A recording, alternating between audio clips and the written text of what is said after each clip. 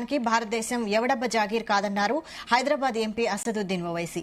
BJP ప్రభుత్వం మతోన్మాద చర్యలకు పాల్పడుతోందని విమర్శించారు. ముస్లింలను ఇబ్బంది పెట్టడానికి మోడీ పనిచేస్తున్నారని, యూనిఫామ్ సివిల్ కోడ్ అమలు చేయాలని చూస్తున్నారని అసద్ ఆరోపించారు. హైదరాబాద్ దారుసలాంలో జరిగిన వక్ఫ్ చట్ట సవరణ బిల్లుకు వ్యతిరేకంగా జరిగిన సభలో ప్రసంగించిన అసదుద్దీన్ ఓవైసీ అంబేద్కర్ కాలి గోటికి కూడా మోడీ సరిపోరని ఘాటు వ్యాఖ్యలు చేశారు. బిల్లు రిటర్న్ తీసుకునే వరకు పోరాటం ఆగదని స్పష్టం చేశారు.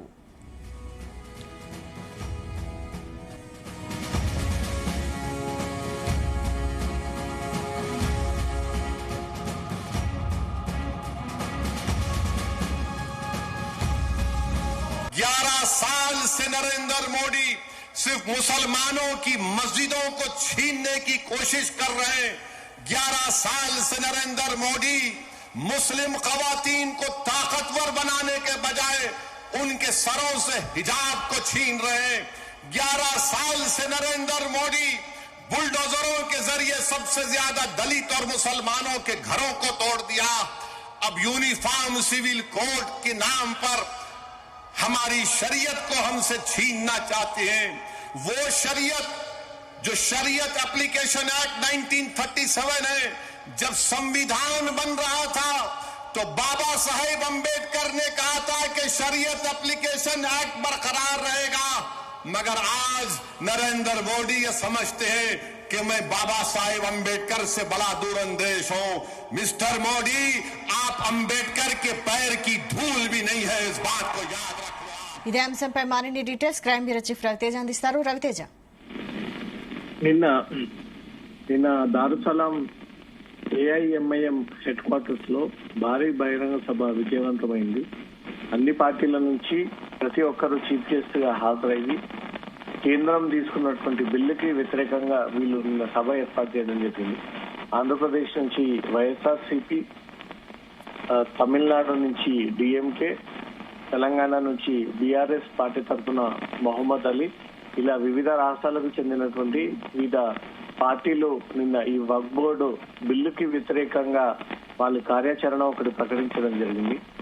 ఇప్పటి నుంచి ఆల్ ఇండియా ముస్లిం పర్సనల్ లా బోర్డు తరఫున నిన్న ఈ బోర్డుకి సంబంధించినటువంటి సభ్యులు, చైర్మన్ మాట్లాడుతూ ఒక యాక్షన్ ప్లాన్ ని సిద్ధం చేసి ఇక నుంచి రోజువారీగా దేశవ్యాప్తంగా ఈ ఆందోళనలు, ప్రొటెస్టులు కంటిన్యూ అవుతూనే ఉంటాయి. కేంద్రం వక్ఫ్ బోర్డ్ బిల్లు అమెండ్మెంట్ ని వెనక్కి తీసుకొని అది పూర్తి స్థాయిలో రద్దు చేసేంత వరకు కూడా మా పోరాటాన్ని సాగిస్తామంటూ కూడా హైదరాబాద్ ఎంపీ అసదుద్దీన్ ఓవైసీ కూడా ఇదే వ్యాఖ్యలు చేయడం జరిగింది. తర్వాత ముస్లిం బోర్డు తరఫున వచ్చినటువంటి సభ్యులందరూ కూడా ఇదే విషయాన్ని తెలియజేస్తూ యాక్షన్ ప్లాన్ సిద్ధం చేశాము. యాక్షన్ ప్లాన్ రేపటి నుంచి అమల్లోకి రానుంది. అందరూ ముస్లింస్ ఈ బిల్లుని వ్యతిరేకించాలి. ఈ బిల్లు వల్ల ముస్లింస్ తీవ్రంగా నష్టపోతారు. ఇతర మతాలకి చెందినటువంటి భూములని ఎలా రక్షించుకుంటున్నారో ఈ భూములను కూడా రక్షించాల్సినటువంటి బాధ్యత మనపైనే ఉంది. అందరూ సిద్ధంగా ఉండండి అంటూ కూడా ఈ మెసేజ్ అటు ముస్లిం లా బోర్డు తరఫున, ఇటు హైదరాబాద్ ఎంపీ అసదుద్దీన్ ఓవైసీ కూడా సేమ్ ఇదే విషయాన్ని తెలియజేశారు. నేను అసదుద్దీన్ ఓవైసీ మాట్లాడుతూ కొన్ని కాంట్రవర్షియల్ స్టేట్మెంట్స్ ఇవ్వడం జరిగింది. ఈ సభ బీజేపీ నేతలకు తెలివి రావాలని ఏర్పాటు చేశాము. ఈ దేశం అందరిది, ఎవరబ్బా జాగిరి కాదని, బీజేపీ కేవలం మతోన్మాద చర్యలకు పాల్పడుతోందని, మోడీ కేవలం ముస్లింలకు ఇబ్బంది పెట్టడం కోసమే ఈ నిర్ణయాలు తీసుకుంటా ఉన్నారని, యూనిఫామ్ సివిల్ కోడ్ అమలు చేయాలని వీళ్ళు నిర్ణయం తీసుకునేటువంటి ఆలోచనలో ఉన్నట్టుగా కనబడుతోంది. మోదీ అంబేద్కర్ కాలి గోటికి కూడా సరిపోరు అంటూ కూడా అసదుద్దీన్ ఓవైసీ వ్యాఖ్యలు చేయడం జరిగింది. హైదరాబాద్ లో జరగబోయేటువంటి ఈ సభను చూసి కొంతమందికి ఈ నిద్ర కరువైందని, ఈ దేవుడి దయతో వక్ఫ్ బిల్ ని రిటర్న్ తీసుకోవాలని కోరుకుంటా ఉన్నామంటూ కూడా బిల్ రిటర్న్ తీసుకునే వరకు మా పోరాటం కొనసాగుతుందని, శాంతియుతంగా పోరాడతామని, పార్లమెంట్ సెషన్ లో సైతం ప్రైవేట్ బిల్లు ప్రవేశపెడతానంటూ కూడా అసదుద్దీన్ దీన్ని ఛాలెంజింగ్ గా నిన్న సభ ముందు విసరడం జరిగింది.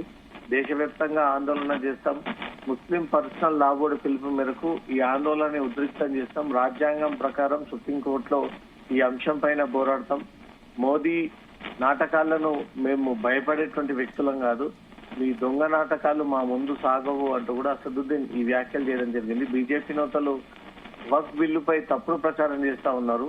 ఇప్పటికే యూపీలో వక్ఫ్ భూములన్నీ కూడా అక్కడి సర్కార్ లాక్కుందని, వక్ఫ్ బిల్లుతో ముస్లింలకు తీవ్ర నష్టం జరుగుతుందని, బాబ్రీ మసీద్ విషయంలో సుప్రీంకోర్టు తీర్పుని గౌరవిస్తున్నామని, మతపరమైనటువంటి ఘర్షణలు వస్తాయంటూ కూడా భయపెట్టారు ఈ బిల్లు కారణంగా అంటూ కూడా అనేక అంశాలు దేశంలో ఉన్నటువంటి ప్రస్తుత పరిస్థితులు పరిణామాలన్నీ కూడా దృష్టిలో పెట్టుకొని ఈ వక్ఫ్ బోర్డు బిల్లు అమెండ్మెంట్ పాస్ చేసిన తర్వాత దేశంలో నెలకొన్నటువంటి పరిస్థితులు రేపు భవిష్యత్తులో జరగబోయేటువంటి ఈ ప్రొటెస్ట్లకు సంబంధించి అసదుద్దీన్ ఓవైసీ నిన్న దారుసలాం కేంద్రంగా ఏర్పాటు చేసినటువంటి సభలో మాట్లాడడం జరిగింది. వివిధ పార్టీకి చెందినటువంటి వారంతా కూడా ముఖ్య అతిథులుగా చేరుకొని ఈ బిల్ ని తీవ్రంగా వ్యతిరేకిస్తూ ముస్లిం మైనారిటీస్ కి సపోర్ట్ చేస్తూ ఇతర మతంలో ఏ రకంగా భూములను కాపాడాల్సినటువంటి బాధ్యత మతం పైన ఉంటుందో ముస్లింస్ల విషయంలో కూడా అలాగే సాగాలి, ఈ వక్ఫ్ బిల్లుని మేము తీవ్రంగా వ్యతిరేకిస్తున్నామంటూ కూడా నిన్న సభ జరిగింది.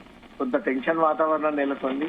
ఏదైనా ల్యాండ్ ఆర్డర్ ప్రాబ్లం అవుతుందా లేదా ఒకరిపై ఒకరు ఏవైనా వీళ్ళు విమర్శలు చేసుకుంటారా అనే ఒక సిచ్యువేషన్ నెలకొంది. కానీ ఎక్కడ కూడా ఎలాంటి చిన్న ఇష్యూ రిపోర్ట్ అవ్వకుండా మాత్రం సక్సెస్ఫుల్ గా ఈ సభను విజయవంతం చేసి గ్రౌండ్ కెపాసిటీ 20,000 అయితే సుమారు 30,000కు మించి ఈ ముస్లిం మైనారిటీస్ అందరు కూడా సభకు చేరుకున్నటువంటి విజువల్స్ కూడా మనకు అక్కడ కనబడ్డాయి.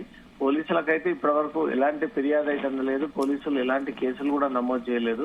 అనుకున్న విధంగానే టైం ప్రకారంగా 8 నుంచి 11 గంటల వరకు పోలీసులు ఈ సభకు అనుమతి ఇచ్చారు. ఆ టైం ప్రకారంగానే ఈ సభను ముగించుకొని తిరిగి ఎక్కడికక్కడికి వెళ్ళిపోవడం జరిగింది. నిన్న దారుసలాం కేంద్రంగా జరిగినటువంటి ఈ సభ ఉద్రిక్త పరిస్థితికి దారి తీస్తుంది, కమ్యూనల్ టెన్షన్ కి దారి తీస్తుందేమో. ఎలా వీటిని కంట్రోల్ చేయాలంటూ మాత్రం పోలీసులు కొంత గందరగోళమైనటువంటి పరిస్థితుల్లో దీనికి ప్రొటెక్షన్ ఏర్పాటు చేయడం జరిగింది. కానీ ఎక్కడ కూడా ఏ ఇష్యూ రిపోర్ట్ అవ్వకుండా మాత్రం సక్సెస్ఫుల్ గా ఇతర రాష్ట్రాల నుంచి వచ్చినటువంటి మత పెద్దలు, పార్టీ నాయకులందరినీ కూడా ఏ ఇబ్బంది గురవ్వకుండా మాత్రం ఎక్కడికక్కడ డిస్పాచ్ చేసి ఎవరంతా వారు వెళ్ళిపోయినటువంటి పరిస్థితి. ఇప్పుడు ఓవైసీ ఇచ్చినటువంటి పిలుపు, ఆల్ ఇండియా ముస్లిం పర్సనల్ లా బోర్డు ఇచ్చినటువంటి పిలుపు మేరకు ఈ రోజు నుంచి మొదలుకొని దేశవ్యాప్తంగా అన్ని చోట్ల కూడా వీరు ఆందోళనకు సిద్ధమవుతున్నట్టుగా తెలుస్తోంది. Vaishali. Right, thank you Raviteja. तो बाबा साहेब अंबेडकर ने कहा था कि शरीयत एप्लीकेशन एक्ट बरकरार रहेगा, मगर आज नरेंद्र मोदी ये समझते हैं कि मैं बाबा साहेब अंबेडकर से बड़ा दूरंदेश हूं. मिस्टर मोदी, आप अंबेडकर के पैर की धूल भी नहीं है, इस बात को याद रखो आप.